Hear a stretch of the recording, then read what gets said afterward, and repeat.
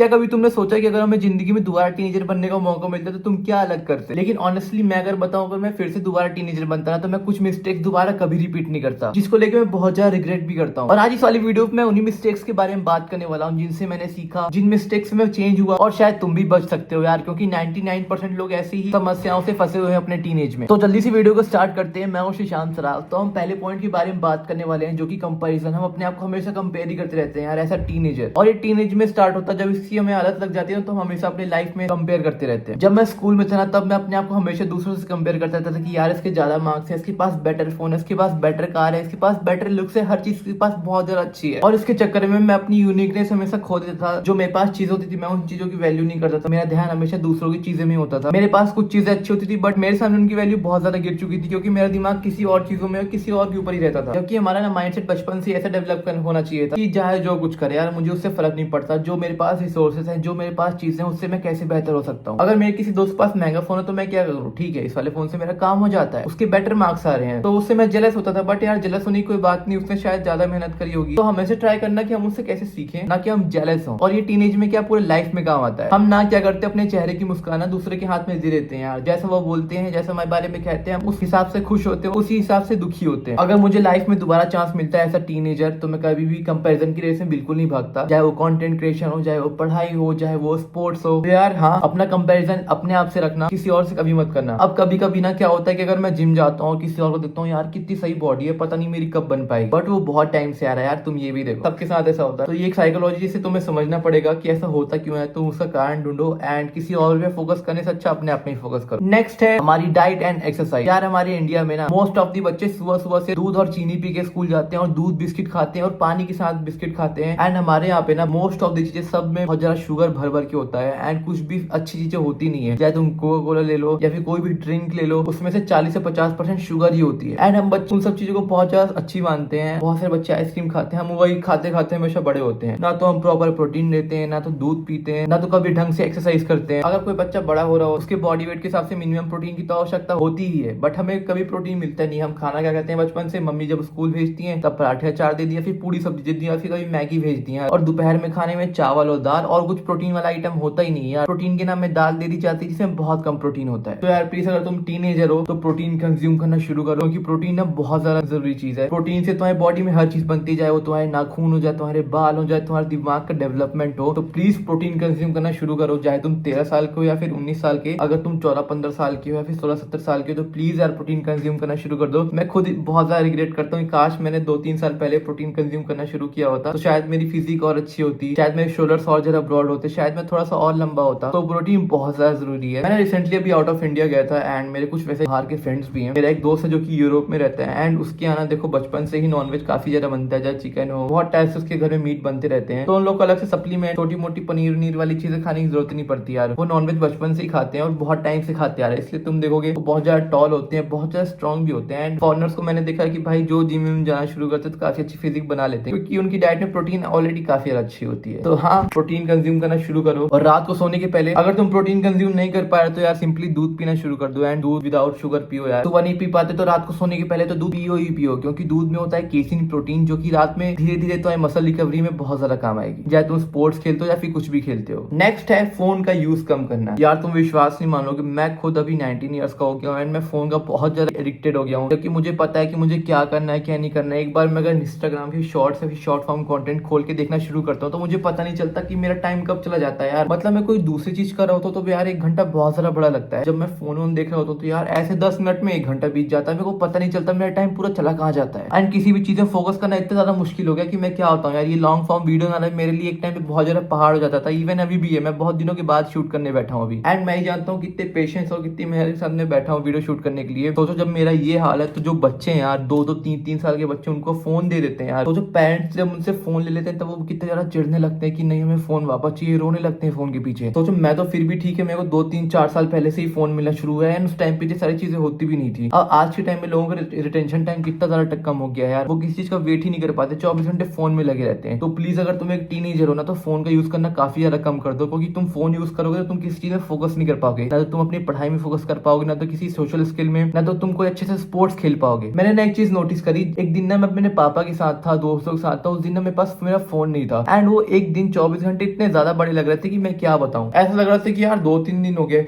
और जब मैं फोन ऑन यूज करता हूँ, जब मेरा स्क्रीन टाइम 9 से 10 घंटे होता है यार, पता नहीं चलता दिन कब बीत जाता है, बहुत जल्दी दिन चला जाता है यार। तो रिटेंशन टाइम हमारे दिमाग को छोटी छोटी चीजों में डोपामिन मिलना शुरू हो जाता है, तो जिससे लंबे टास्क होते हैं वो हम कभी कर नहीं पाते हैं। तो बड़ी चीजें, मेहनत करने वाली चीजें हमारे दिमाग कभी कहेगा ही नहीं करो यार। तो प्लीज फोन यूज करना बंद कर दो, क्योंकि अगर तुम फोन यूज करना नहीं बंद करोगे तो ना तुम कभी स्पोर्ट्स खेल पाओगे, ना तो कभी जिम जा पाओगे, ना तो कोई भी अच्छी चीज कर पाओगे अपने शरीर से लेके, ना तो पढ़ाई कर पाओगे यार। तो फोन को बहुत ज्यादा लिमिटेड कर दो, क्योंकि आज के टाइम में एक एवरेज 4 से 5 घंटा छोटे बच्चे का भी हो गया यार। मैं देखता हूँ हर वक्त फोन ही लिए रहते हैं। मैं खुद इतना एडिक्टेड हो गया हूँ यार, जबकि मैं कभी कभी यूज करना बंद भी कर देता हूँ। नेक्स्ट है जिमिंग एंड स्पोर्ट। यार देखो, मैं जब 13 साल का था ना, और जब मैं टीनेज में एंटर किया था, तो उस टाइम पे तो जिम विम होते थे, बट उतना ज्यादा अवेयरनेस थी नहीं, मुझे पता नहीं था। लेकिन हमारे टाइम पे एक चीज काफी अच्छी थी, हम सारे बच्चे लोग ना खेलने जाते थे, सारे के सारे बच्चे मोहल्ले वाले सब बाहर खेलने जाते थे। हम क्रिकेट खेलते थे, फुटबॉल खेलते थे, पिट्टू खेलते थे, बहुत सारी चीजें खेलते थे। लेकिन आज के टाइम पे बेयरली यार, यहाँ पे मैं सामने देखता हूँ एक भी बच्चा बाहर नहीं निकलता यार। और हमारे इंडिया में सबसे ज्यादा टीनेजर्स हैं और यंग लोग हैं, तो ये बच्चा की है कहाँ, ना तो ग्राउंड्स में दिख रहे हैं, ना तो पार्क में दिख रहे हैं, तो रोड में दिख रहे हैं, तो वो फोन नहीं चलाते रहते हैं। एंड वो लोग जिम जाते ही नहीं है यार। मतलब अब तो इतनी ज्यादा अवेयरनेस हो गई है, तुम घर में आराम से कन्विंस कर सकते हो कि पापा मुझे जिम जाना है। जिम जाने से कुछ नहीं होता, जिम जाने से हाइट नहीं रुकती। पहले के टाइम में तो ऐसा था कि यार जिम जाने से हाइट रुक जाती है, ऐसा वैसा बोल देते थे। और जिम में भी जाने के बाद कितनी सारी फैसिलिटीज होती है, ट्रेनर्स है वहाँ पे, अलग अलग मशीन है हर पर्टिकुलर मसल के लिए, एसी लगा हुआ है, फिर भी बच्चे जिम नहीं जाते और ना ही कोई स्पोर्ट्स खेलते हैं यार। हम तो फिर भी ठीक है स्पोर्ट्स खेलते थे, बट बच्चे ना तो स्पोर्ट्स खेलते हैं ना तो जिम जाते हैं यार। देखो, अगर तुम अभी से जिम जाओगे ना, तुम्हारी मसल काफी अच्छी बनना शुरू हो जाएगी। एंड यूएस में तो बच्चे यार 12-12 साल, 11-11 साल की उम्र से जिम जाना शुरू कर देते हैं। एंड जिम जाने से ना तुम्हारी मसल बहुत ज्यादा स्ट्रॉन्ग होती है, और उसके बाद तुम प्रोटीन लोगे तो तुम्हारी मसल और ज्यादा शेप में आएगी। तो काश मुझे ये पता होता, तो मैं अगर फिर से 13-14 साल का होता तो मैं जिम जाना फिर से शुरू करता मस्त। अभी सोचो 4-5 साल मुझे जिम जाते हो भी जाता, मस्त बॉडी वॉडी बन जाती। बट बच्चे, अगर तुम जिम नहीं जा रहे हो तो बहुत ज्यादा गलती कर रहे हो, क्योंकि तुम्हारा लाइफ स्टाइल बहुत ज्यादा खराब हो गया अगर तुम एक टीनेजर भी हो तो। क्योंकि तुम फोन चलाते हो, शुगर खाते हो, तो जिम जाते हो, ना तो कोई स्पोर्ट्स खेलते हो। तो हाँ यार, कोई स्पोर्ट्स खेलो या तो जिम जाओ। एंड स्पोर्ट्स में भी यार क्रिकेट मत खेलो, फुटबॉल खेलो, बास्केटबॉल खेलो, बैडमिंटन खेलो, जिसमें मूवमेंट होती है। क्रिकेट ना बहुत ज्यादा लेजी स्पोर्ट्स होता है। तुम रोहित शर्मा को देख सकते हो, कितने ज्यादा वो अनहेल्दी है यार, क्रिकेट खेलते हैं। देखो, कभी लगते हैं कोई एथलीट है, नहीं लगते ना। तो प्लीज यार ऐसे स्पोर्ट्स खेलो जिसमें मूवमेंट हो। एंड जिम जाओ, तुम जिम तो जाओ यार, एक मिनिमम चीज तो तुम्हें करनी चाहिए, क्योंकि तो तुम दिन भर घर में पड़े रहोगे, फोन यूज करोगे, तो एक टाइम के बाद ना होता क्या है कि तुम अपने फोन से बहुत ज्यादा बोर हो जाओगे। पर तुम्हें अंदर से समझ नहीं आएगा कि यार मैं करूँ क्या। तुम फोन बंद करके रख दोगे, बट तुम फिर से दोबारा फोन उठा लोगे, क्योंकि तुम्हारे पास करने के लिए कुछ और चीजें होगी नहीं। एंड जो नेचुरल डोपामिन मिलेगा ना जिम जाने के बाद, वो बहुत अच्छा होता है। ये जो चीप डोपामिन होता है, जो तुम शॉर्ट फॉर्म कंटेंट देखते हो, फोन चला के देखते हो, वो अच्छा डोपामिन बिल्कुल भी नहीं होता, उससे तुम्हारी प्रोग्रेस बिल्कुल नहीं होती है। नेक्स्ट है स्किल डेवलपमेंट। यार देखो, मैं तुम्हें बताता हूँ, कोई स्किल को सीखने का बेस्ट टाइम होता है ना, वो एक टीनेज में होता है, क्योंकि उस टाइम पे तुम्हारे पास बहुत सारा टाइम होता है। एंड उस टाइम की सीखी हुई चीजें तुम्हें लाइफ टाइम याद रहती है।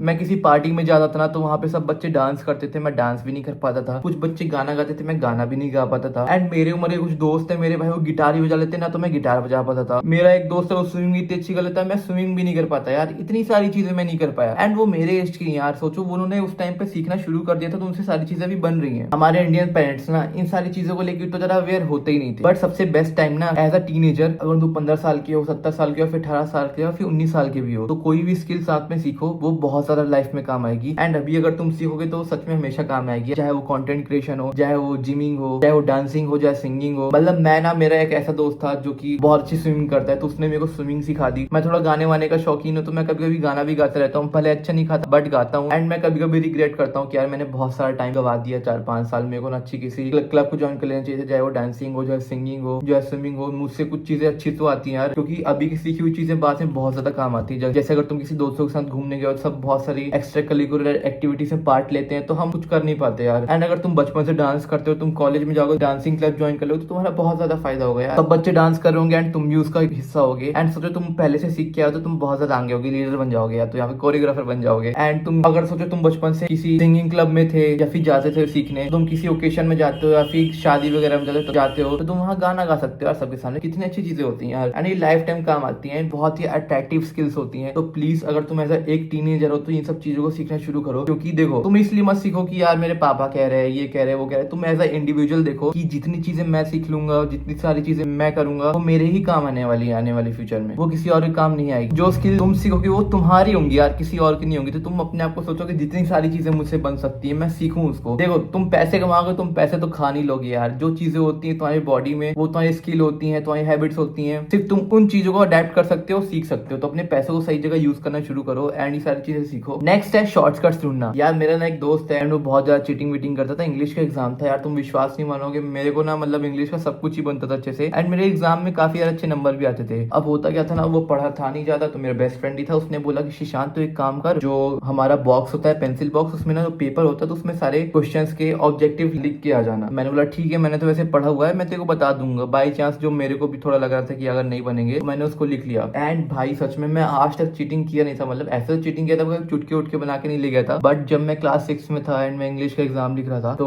हुआ क्या, जब मेरे पास क्वेश्चन पेपर आया तो मैंने सारी चीजें पढ़ी एंड मेरे से भाई 95% क्वेश्चन बनते थे। बट वो था कि अब मैं पेपर था रखा हुआ था, मैं सोचा कि क्या ही करूंगा, रखे रहने दो उसको। बट हमारे ना प्रिंसिपल जब राउंड में आते थे तब वो राउंड में, बट उनको देख के ना मैं बहुत ज्यादा हड़बड़ा गया एंड मैं बॉक्स वॉक्स बंद करके रखा एंड उनको शक हुआ कि इसने बॉक्स में शायद कुछ रखा है, एंड वो बॉक्स खोले एंड उसमें तो चुटका निकल गया भाई। मतलब मैं इतना रोया, मैं चीटिंग भी नहीं किया, मेरी सारी चीजें बनती हुई थी। मैंने उनको बोला कि आप मेरे दोबारा एग्जाम ले लो, बट वो लिए नहीं एंड मेरे को लेके गए एंड मैंने किसी और के लिए बनाया था, बट मेरी गलती थी, मुझे नहीं बनाना चाहिए था, मैं उस टाइम पे बहुत ज्यादा छोटा था। तो उस दिन मेरे को पता चला यार मार्क्स मैटर नहीं करते यार, सोचो मैं चीटिंग करा, इतनी बुरी चीज है यार, उससे मेरा नाम भी खराब हुआ कि मैंने चीटिंग करी और उल्टा मेरे 20 नंबर और माइनस हो गए। मेरे को कुछ 90 में से 81 मार्क्स मिले थे एंड 61 डायरेक्ट हो गए यार, तो काफी ज्यादा बुरा लगा था। तब मुझे रियलाइज हुआ कि ये मार्क्स मैटर नहीं करते हमारा। तो उस दिन पता चला कि यार शॉर्टकट्स नहीं लेने चाहिए, जितना है उतने में खुश रहो यार। तो हाँ, शॉर्टकट्स नहीं लो। नेक्स्ट है वो अपने पेरेंट्स से कम्युनिकेट करना। यार देखो, मुझे ना ऐसा लगता है कि इंडियन पेरेंट्स एंड किड्स में एक बहुत ज्यादा दिक्कत है, वो है कम्युनिकेशन गैप। हमें ना अपने पेरेंट्स से हमेशा बचपन से अच्छे से बात करनी चाहिए एंड पेरेंट्स को भी समझना चाहिए हम अपने बच्चे से बात करें, गुस्सा करके, मार के, डांट के ऐसा काम नहीं चलेगा। आज का टाइम बहुत ज्यादा चेंज हो चुका है, तो जितना हम अपने पेरेंट्स से कम्युनिकेट करें, बात करें, पापा ऐसा ये कैसे होगा, ये कैसे होगा, इसका सोल्यूशन क्या है, पापा मैं इसमें इंटरेस्टेड हूँ, ये बहुत ज्यादा चीज मैटर करती है। एंड अगर तुम बात नहीं करते हो, पेरेंट्स से छुप जाते हो, या फिर पेरेंट्स ऐसा करते हैं सिर्फ तुम्हारे पर जोर वोर डालते हैं, तो उन्हें सारी चीजें पहले खुद समझो और उन्हें अच्छे से समझाने की कोशिश करो, बात करो। लड़ने से कोई भी फायदा नहीं होता यार, एंड ये लाइफ में ना बहुत ज्यादा काम आएगी। कम्युनिकेट करो अपने पेरेंट्स से। एंड मैं जो करता था ना, देखो मैं कभी अपने पापा मम्मी से बात करता नहीं था, मम्मी से करता था, पापा से तो और ही बात नहीं कर पाता था यार, पापा से बहुत ज्यादा डरता था। मैं जब टीवी देख रहा होता था ना, तो पापा की बाइक की आवाज सुनता था कि दूर से कि पापा आने वाले, मेरे को ना लिटरली पापा की बाइक की आवाज याद हो गई थी, तो मैं जल्दी से टीवी बंद कर देता था और किताब खोल के बैठ जाता था, भले मैं पढ़ूं या ना पढ़ूं, इतना ज्यादा डर था पापा से। अब सोचो उनसे मैं अपने दिल की बात शेयर कर पाता नहीं कर पाता ना, तो ये काफी बड़ी चीज है। हमें अपने बच्चों से या फिर अपने पेरेंट्स से हमेशा कम्युनिकेट करना चाहिए। एंड मैं रिग्रेट करता हूँ कि काश पापा से और ज्यादा अच्छा रिश्ता बन पाता, दोस्त की तरह होते, अभी तो है बट पहले से तो और ज्यादा अच्छा होता, क्योंकि छोटे में ना बहुत सारी चीजें हुई ऐसी मैं बता नहीं सकता। मेरे मार्क्स वार्क्स आते थे, पापा बहुत डांटते थे एंड मैं बहुत ज्यादा डरता था पापा से। लेकिन ठीक है, तुम अपने पेरेंट्स से कम्युनिकेट करो, तुम्हें जिस चीज में इंटरेस्ट है तुम उसके बारे में बताओ, पापा मैं ये बनना चाहता हूँ, मैं ये करना चाहता हूँ, मैं ये सीखना चाहता हूँ। देखो तुम्हें लाइफ में ना पैसे ही कमाने हैं यार, तो जब तक तुम एक टीनेजर हो, तुम अपनी स्किल्स में जितना पैसा डाल सकते हो डालो, डाइट में जितना पैसा डाल सकते हो डालो, एंड तुम्हें अंदर से कॉन्फिडेंट होना चाहिए कि यार आने वाले टाइम पे तो पैसे मैं कमाऊंगा ही, बट अभी मुझे पैसे की जरूरत है, तो कौन देगा, पापा ही देंगे ना। पापा किसके लिए कमाते हैं, हमारे लिए। तो अच्छी चीजों में पैसे डालो एंड पापा को बताओ, पापा मैं ये करता हूँ, वो करता हूँ, पापा को अच्छी चीज समझाओ एंड अपने ऊपर जो इन्वेस्टमेंट हो रही है करो भाई, बिल्कुल पैसे के लिए भी मत सोचा करो एंड अपने पेरेंट्स से बात किया करो। तो बताना तुम्हें वाली वीडियो कैसी लगी, एंड तुम अगर चैनल में नए तो चैनल को सब्सक्राइब कर देना। अब हम मिलते हैं नेक्स्ट वाली वीडियो में किसी अच्छे टॉपिक के साथ। अब मेरी वीडियोस कुछ कंसिस्टेंट आना शुरू हो जाएगी, क्योंकि मैं थोड़ा कंसिस्टेंट हो गया हूँ। बीच में बहुत सारी चीजें हुई तो व्यूज भी काफी डाउन हो चुके हैं, बट अब मैं कंसिस्टेंट हो गया हूँ एंड 2026 से मुझे 1 लाख सब्सक्राइबर्स करने हैं भाई, तो मैं करके रहूंगा। तो मिलते हैं नेक्स्ट वाली वीडियो में, बाय बाय।